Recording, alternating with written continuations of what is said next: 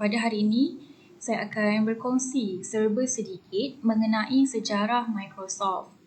Siapa je yang tak kenal Microsoft kan? Sekarang ni je, pengguna Microsoft ni dah melebihi 1 bilion orang dalam dunia ni.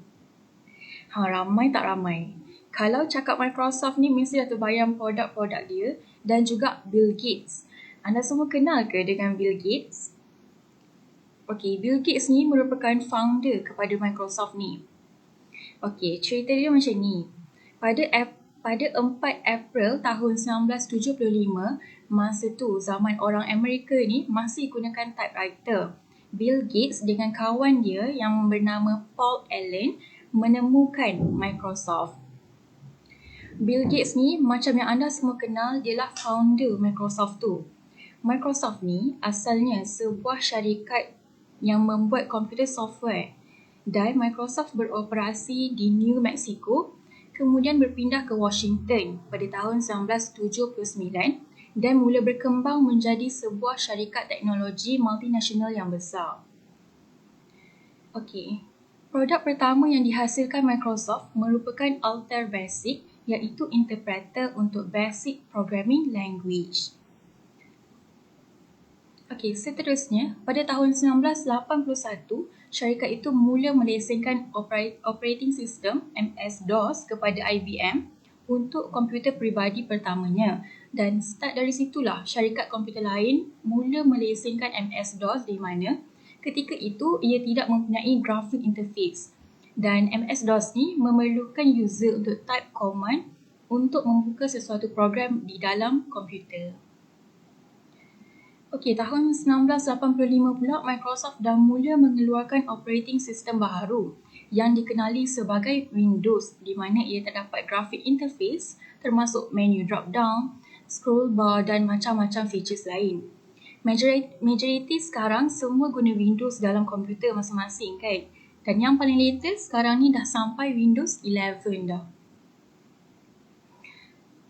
Kemudian pada tahun 1987, setahun lepas Microsoft ni dah start umum dekat public, Bill Gates, founder Microsoft tu, pada waktu itu beliau berumur 31 tahun, telah menjadi jutawan termuda di dunia.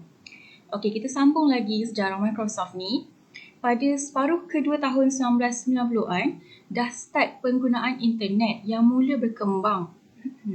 Dan dari situlah Microsoft memperkenalkan web browser sendiri, iaitu Internet Explorer. Sekarang ni ada lagi ke yang guna Internet Explorer? Tak, silap saya, Internet Explorer ni dah digantikan dengan Microsoft Edge pada versi terbaru Windows 10. Okey, kalau anda semua nak tahu lagi, pada tahun 2001 pula Microsoft start join pasaran video game dengan melancarkan Xbox Console. Mesti korang tertanya-tanya kan, bila pula Microsoft ni launch Microsoft Office, produk dia yang paling famous. Okey, sebenarnya pada tahun 1990 lagi Microsoft dah memperkenalkan Microsoft Office yang menggabungkan aplikasi berlainan seperti Microsoft Word dan Excel. Okey, itu sedikit sejarah bagaimana mula-mula adanya Microsoft. Kalau saya cerita sejarah dia setiap tahun, memang tak cukup masa. Baiklah, saya akan cerita pada tahun ni apa yang Microsoft telah buat. Pada awal tahun hari itu, Microsoft menyatakan hasratnya untuk memperoleh pembangun permainan video syarikat Amerika, iaitu Activision Blizzard.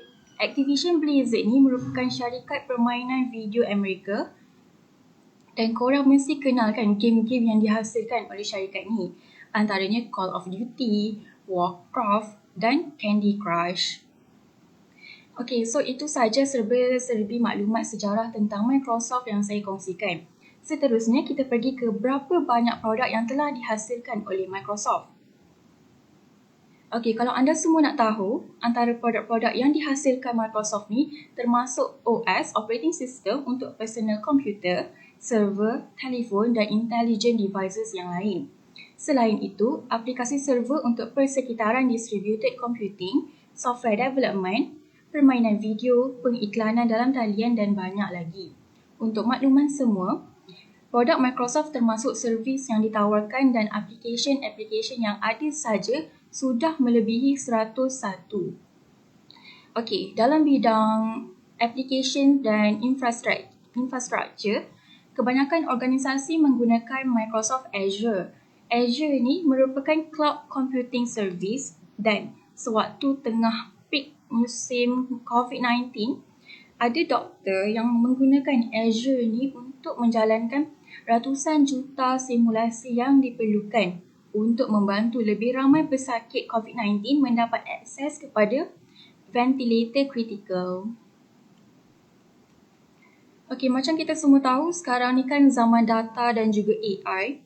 Under Microsoft Azure sendiri, kita ada banyak lagi cabang, antaranya Azure Machine Learning, Cognitive Search dan macam-macam lagi. Produk kalau untuk developer tools pula, mungkin ada yang familiar dengan produk Microsoft ni, iaitu Microsoft Visual Studio dan VS Code.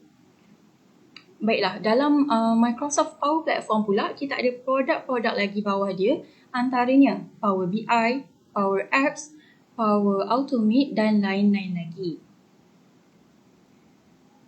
Okey, ni antara produk yang paling famous yang dihasilkan Microsoft, iaitu Microsoft Office 365. Rata-rata dari kita termasuk saya sendiri pun menggunakan Microsoft Office ni. Dan antara produk yang ada dalam Microsoft Office ni termasuklah Microsoft Word, Excel dan PowerPoint. Okey, kalau nak cerita lagi memang banyak sangat produk-produk yang telah dihasilkan oleh Microsoft ni. Sekarang kita beralih pula kepada siapa kompetitor atau pesaing bagi Microsoft ni sendiri. Banyak pesaing-pesaing Microsoft ni dan semuanya yang terkenal, antaranya Google, Apple, IBM dan banyak lagi. Okey, pada ketika ini Bill Gates yang merupakan founder kepada Microsoft telah meletakkan jawatan sebagai CEO syarikat tu atas sebab beliau nak beri tumpuan sepenuhnya kepada yayasannya yang diberi nama Yayasan Bill dan Melinda Gates yang berfungsi untuk membantu semua orang menjalani kehidupan yang sihat, produktif dan menumpukan pada kesihatan rakyat serta memberi peluang kepada mereka untuk mengeluarkan diri mereka dari kelaparan dan kemiskinan. Dan Bill Gates meninggalkan Microsoft sepenuhnya pada tahun 2008. Jadi setakat itu saja perkongsian saya pada hari ini tentang Microsoft.